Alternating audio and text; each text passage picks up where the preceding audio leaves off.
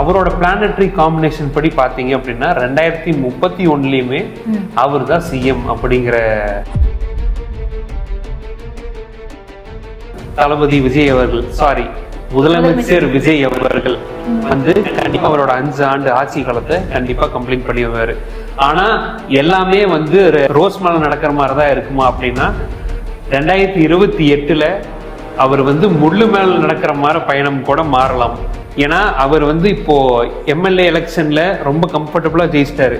அவர் என்ன எதிர்பார்க்கிறாருன்னா 2029 MP election clean sweep பண்ணிடலாம் அப்படிங்கிற மாதிரி எதிர்பார்க்கிறாரு. பட் 2028லயே அவருக்கு மறைமுக எதிரிகளால் பிரச்சனை. 50 ஆண்டு காலம் சரித்திரம் வந்து ரொம்ப லேக் ஆகுதுங்கிறது எல்லாருக்குமே தெரியும். சோ இது வந்து ஸ்பிளிட் ஆயிடுச்சு ஏடிஎம்கே அப்படிங்கிறது இப்போல இருந்து இல்ல. எடப்பாடி ஐயா ஜாதகத்தை பொறுத்த வரைக்குங்க இந்த வருஷம் அவரோட டவுன்ஃபால் ஸ்டார்ட் ஆயிடுச்சு. அவங்களுக்கு ஃபியூச்சர் இருக்கான்னு கேட்டீங்கன்னா கண்டிப்பா இருக்கு. ஆனா அடுத்த 7.5 வருஷ காலம் 10 வருஷ காலம் அப்படிங்கிறது ரொம்ப ரொம்ப ப்ரிகாஷியஸான ஒரு சிச்சுவேஷன். வணக்கம் மக்களே, இன்னைக்கு நம்ம கூட யாரு இருக்காங்கன்னு பாத்தீங்கன்னா, உங்க தலையெழுத்த மாத்துறேன் அப்படின்னு சொன்னா நம்புவீங்களா அப்படின்னு கேட்டா, இல்லப்பா மாத்தி காமிக்கிறேன், நல்வழிக்கு நான் கொண்டு வரேன் உங்க வாழ்க்கை பயணத்தை அப்படின்னு சொன்னவர் தான் இன்னைக்கு நம்ம கூட இருக்காரு.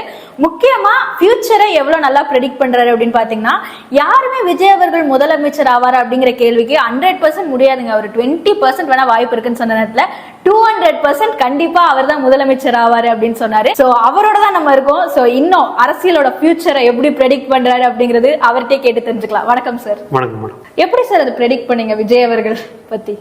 மேம் ஆக்சுவலா என்னோட போன வருஷம் வீடியோல ஒரு அக்டோபர் மாசம் வீடியோல நான் வந்து என்னோட இது ஃபர்ஸ்ட் நான் லைவ் செஷன் போயிருந்தேன். அப்பவே வந்து ஒரு டிவிகே தொண்டர் வந்து ரொம்ப ஆர்வமா கேட்டாருங்க, தலைவர் தான் ஜெயிப்பாரா அப்படின்ட்டு. அண்ட் நான் அப்பவே சொன்னேன் 2026 அரசியல்ல கண்டிப்பா விஜய் தான் பெரிய மாற்றத்தை கொண்டு வர போறாரு, விஜய் தான் ஜெயிப்பாரு, தொங்கு சட்டசபை வர்றதுக்கும் வாய்ப்பு இருக்கு அப்படின்னு சொன்ன முதல் ஆளும் நான் தான்.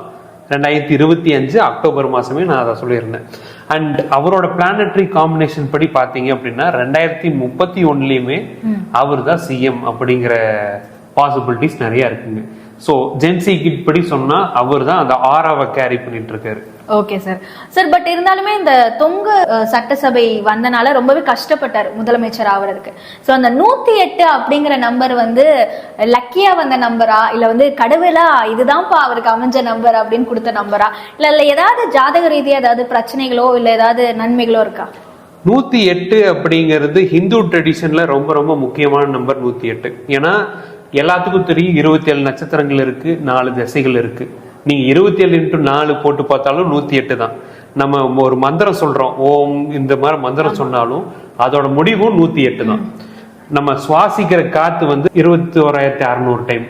அதை 2ஆல பெருக்கினாலும் day and night, day 10,800, night 10,800. அதையுமே நீங்க இது பண்ணாலும் 108 அப்படிங்கிறது தான் வருது. இது வந்து ஒரு காஸ்மிக் அலைன்மெண்ட். 108 என்ன எதை குறிக்குது அப்படின்னா சூரியனையும் சந்திரனையும் குறிக்குது. சூரியன்னா பதவி மற்றும் அதிகாரம், சந்திரன் அப்படின்னா மக்களோட மனசு, அதை யார் ஈர்ப்பாங்க அப்படின்ட்டு. ஜெனரலா விஜய் அவர்கள் ஜாதகத்துல சந்திரன் தான் ரொம்ப பவர்ஃபுல்லான planet. So it is predestined. Okay sir, நீங்க சொன்னதுல ஒரு பக்கம் இருக்கட்டும், ஏன்னா இப்ப அவர் முதலமைச்சர் ஆயிட்டாரு. பட் இன்னொரு பக்கம் இந்த தேர்தல் வந்து அசம்பிளிக்குள்ள அந்த ஃப்ளோர் டெஸ்ட் அப்படிங்கிற ஒரு விஷயம் நடந்தது. சோ அதுல ஜெயிப்பாரா அப்படிங்கறது பாத்துட்டு இருக்கும்ல, அதிமுகவினர் 25 எம்எல்ஏ சப்போர்ட் பண்ணி இப்ப 144 மெஜாரிட்டியோட அவர் இப்ப சிஎம் ஆயிட்டாரு. பட் இருந்தாலும் பல ஜோதிடர்கள் என்ன சொல்றாங்கன்னா, எப்படி இருந்தாலும் இது 6 மாசம் தான் நிலைக்கும், அந்த அனிமோன் பீரியடுங்குவாங்க, பொலிட்டிக்கல் அனிமோன் பீரியட். சோ எதிர்கட்சியை ஏன் விட்டு வச்சிருக்காங்கன்னா, அவர் என்ன பண்றாருன்னு பாப்போமே, ஒரு ட்ரை கொடுத்து பார்ப்போம், ஒரு ஆப்பர்ச்சுனிட்டி கொடுத்து பார்ப்போம் அப்படின்னு தான் சொல்றாங்க. ஸோ அதுக்கப்புறம் ரீஎலெக்ஷன் வரலாம், அப்போ மாறலாம் அப்படிங்கிற மாதிரி சொல்றாங்க. இல்ல ரீஎலெக்ஷன் வந்தாலுமே விஜய் அவர்கள் தான் ஜெயிப்பார் அப்படின்னு சொல்றாங்க. இந்த மாதிரி பல கான்ட்ரவர்சிஸ் இந்த 6 மாத காலத்துக்குள்ள நடக்கும் அப்படின்னு சொல்றாங்க. ஸோ இதை எப்படி பாக்குறீங்க? ஏதாவது வாய்ப்பு இருக்கா விஜய் அவர்களோட ஜாதகம் படி? நான் அவர் ஜெயிப்பாரு அப்படிங்கறதுக்கு 200% அப்படின்னு சொல்லியிருந்தேன். இதே 200% தான் சொல்றேன். தளபதி விஜய் அவர்கள் முதலமைச்சர் விஜய் அவர்கள் வந்து கண்டிப்பா அவரோட 5 ஆண்டு ஆட்சி காலத்தை கண்டிப்பா கம்ப்ளீட் பண்ணிடுவாரு. ஆனா எல்லாமே வந்து அவரோட பயணம் ரோஸ் மேல நடக்கிற மாதிரிதான் இருக்குமா அப்படின்னா 2028ல அவர் வந்து முள்ளு மேல நடக்கிற மாதிரி பயணம் கூட மாறலாம். ஏன்னா அவர் வந்து இப்போ எம்எல்ஏ எலெக்ஷன்ல ரொம்ப கம்ஃபர்டபுளா ஜெயிச்சிட்டாரு. அவர் என்ன எதிர்பார்க்கிறாருன்னா 2029 எம்பி எலெக்ஷன் கிளீன் ஸ்வீப் பண்ணிடலாம் அப்படிங்கிற மாதிரி எதிர்பார்க்கிறாரு. பட் 2028லயே அவருக்கு மறைமுக எதிரிகளால் பிரச்சனை. அண்ட் இப்போ 2028ல அந்த நியூஸ் வரலாம். பட் அவர் கட்சிக்குள்ள ஹம்சாஸ் இருக்காங்க. இப்பவே பார்த்து களை எடுத்துட்டாரு அப்படின்னா கண்டிப்பா அவரோட காலம் பொற்காலமா தான் இருக்கும். அவர் ஆட்சி காலம் பொற்காலமா தான் இருக்கும்.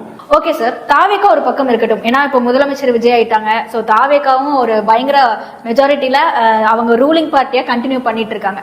பட் இன்னொரு பக்கம் 50 ஆண்டு காலம் சரித்திரம் வந்து ரொம்ப லேக் ஆகுதுங்கிறது எல்லாருக்குமே தெரியும். ஸோ இது வந்து ஸ்பிளிட் ஆயிடுச்சு ஏடிஎம்கே அப்படிங்கிறது இப்போல இருந்து இல்ல, 1980sல இருந்தே கேட்கிறோம். பட் இப்ப அந்த கட்சி இருக்குமா அப்படிங்கிற நிலைமைக்கு இப்ப மாறிக்கிட்டு இருக்கு, தள்ளப்பட்டிருக்குன்னே சொல்லலாம். சோ இது அதிமுகவை எந்த அளவுக்கு பாதிக்கும், இல்லாட்டி எடப்பாடி அவர்களின் ஜாதகத்துல ஏதாவது? எடப்பாடி ஐயா ஜாதகத்தை பொறுத்த வரைக்குங்க இந்த வருஷம் அவரோட டவுன்ஃபால் ஸ்டார்ட் ஆயிருச்சு. 2028 வரை அவர் வந்து அரசியல் களத்துல அப்படியே சஸ்டெயின் ஆயிட்டாரு அப்படின்னா கண்டிப்பா அவருக்கு கீழே மறுபடியும் அதிமுக மறுமலர்ச்சி அடையும். இல்ல அப்படின்னா அதிமுக பி டீமா இப்ப கருதப்படுற சிவி சண்முகம் மற்றும் வேலுமணி ஐயா அவர்களோட கட்சி தான் நிலைக்கும் அப்படிங்கிற மாதிரி சொல்லலாம். ஏன்னா பாலிடிக்ஸ் அப்படிங்கிறது ஒரு பெரிய கேம். எந்த கட்சி யாரை வச்சு செஸ் நகர்த்துறாங்க அப்படிங்கிறதே சொல்ல முடியாது. பட் திமுகவை கம்பேர் பண்ணும் போது அதிமுகவோட அரசியல் எதிர்காலம் அடுத்த 10 வருஷத்துக்கு நீங்க 100க்கு சொன்னீங்க அப்படின்னா 45 தான் நான் கொடுப்பேன். ஓகே, பட் 10 வருஷம் கழிச்சும் அந்த கட்சி இயங்குமா, இல்ல இப்ப இருக்க விசிகே மாதிரியோ இல்ல கம்யூனிஸ்ட் மார்க்சிஸ்ட் கட்சி மாதிரி ஆயிருமா? ஜெனரலா இப்ப விசிகே கம்யூனிஸ்ட் மற்றும் நீங்க சொன்ன மாதிரி நாம் தமிழரே நம்ம எடுத்துப்போமே, எல்லாமே ஐடியாலஜிக்கல் ட்ரிவன் பார்ட்டிஸ். சரிங்களா? அது வந்து தலைவர்கள் மட்டும் பார்த்து இது பண்றது இல்ல. நீங்க டிவிகே எக்ஸாம்பிள் பாத்தீங்க அப்படின்னா விஜய் ஒரு பிரச்சாரத்துல அவரா சொல்லியிருப்பாரு 234 தொகுதியிலையும் விஜய் தான் அப்படின்ட்டு. மக்கள் 234 தொகுதியிலுமே விஜய்க்கு தான் ஓட்டு போட்டிருக்காங்க. ஆனா இதே வந்து தொல் திருமாவளவன் அவர்களோ சண்முகம் அவர்களோ இல்லைன்னா எடப்பாடி ஐயா அவர்களோ சொன்னாலும் அதெல்லாம் எடுப்படாது. ஏன்னா அவங்களே ஐடியாலஜிக்கல் ட்ரிவன் பார்ட்டிஸ்.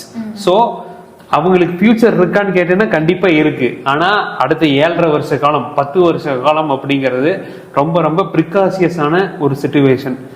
அந்நிய கட்சிகள் அப்படின்னு நம்ம தமிழ்நாட்டுக்குள்ள சில சொல்ற கட்சிகள் அது ஃபுட் ஹோல்ட் ஸ்ட்ராங் பண்ற டைம் 2029ல இருந்து அதை நீங்க பார்க்க தான் போறீங்க. ஓகே, இப்போ அண்ணாமலை அவர்கள் வந்து ப்ரெடிக்டே பண்ண முடியாதவரா மாறிட்டாரு. ஏன்னா இப்போ அவரு எம்எல்ஏ எலெக்ஷன்லயும் நிக்கல, பாஜகக்காக உழைக்கிறேன் பட் பாஜகக்காக இல்ல அப்படிங்கிற மாதிரி ஒரு இருக்காரா இல்லையா அப்படிங்கிற மாதிரியே இருக்காரு. சோ பாஜகவோட தலைமையா திரும்ப அவர் மாறுவாரா? சோ அண்ணாமலை விசஸ் விஜய் அப்படிங்கிற கணக்கு மாறுமா? நீங்க நல்லா கவனிச்சு பாத்தீங்க அப்படின்னா சீமான் அவர்களும் சரி அண்ணாமலை அவர்களும் சரி அவங்க போட்ட உழைப்புக்கு உண்டான பலன் கிடைச்சதா அப்படின்னா இல்ல. ஏன்னா அவங்க 2 பேர்த்து ஜாதகத்திலயுமே சனி அப்படிங்கிற கிரகம் வக்ரம். சனி வக்ரமா இருந்துச்சு அப்படின்னா ஒரு அரசியல் தலைவர் ஜாதகத்துல அவங்க என்னதான் உழைப்பு போட்டாலும் அவங்களுக்கு உண்டான ரெகக்னிஷனும் கிடைக்காது. அவங்களுக்கு உண்டான அந்த கடைசி நேரத்து வரைக்கும் மக்கள் மனசுல இருப்பாங்க, ஓ இந்த டைம் என்டிகே தான் அப்படின்ட்டு.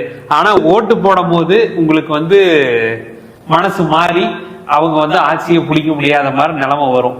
பிஜேபிக்கு அண்ணாமலை திருப்பி தலைவராகிறது நல்லதான்னு கேட்டா கண்டிப்பா நல்லதுதான்.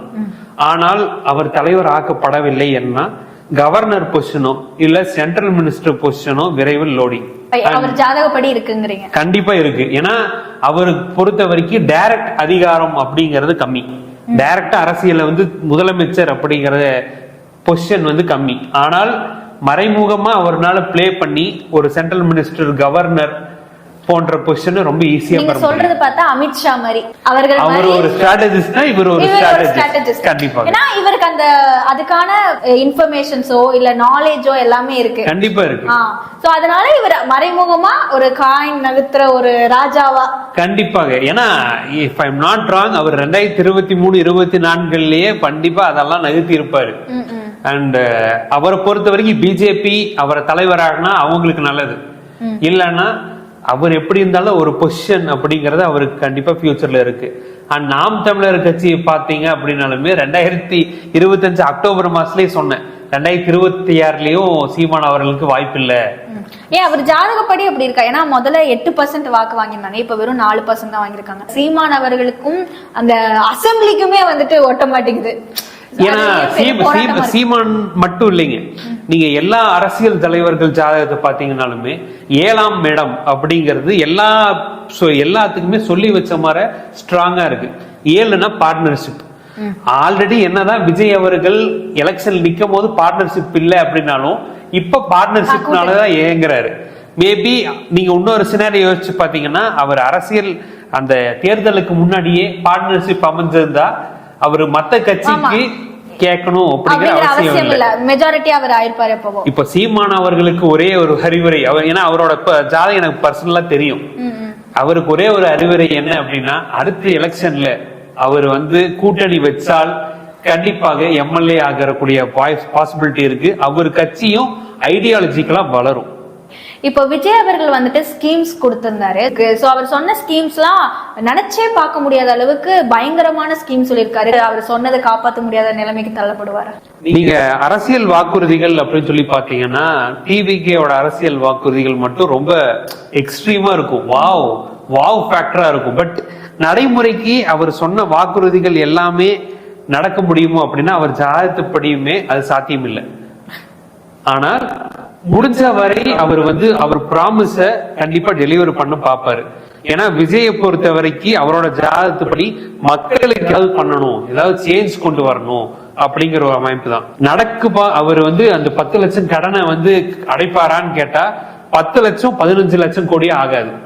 10 லட்சம் கோடி கண்டிப்பா அது குறையறதுக்குண்டான பாசிபிலிட்டி தான்.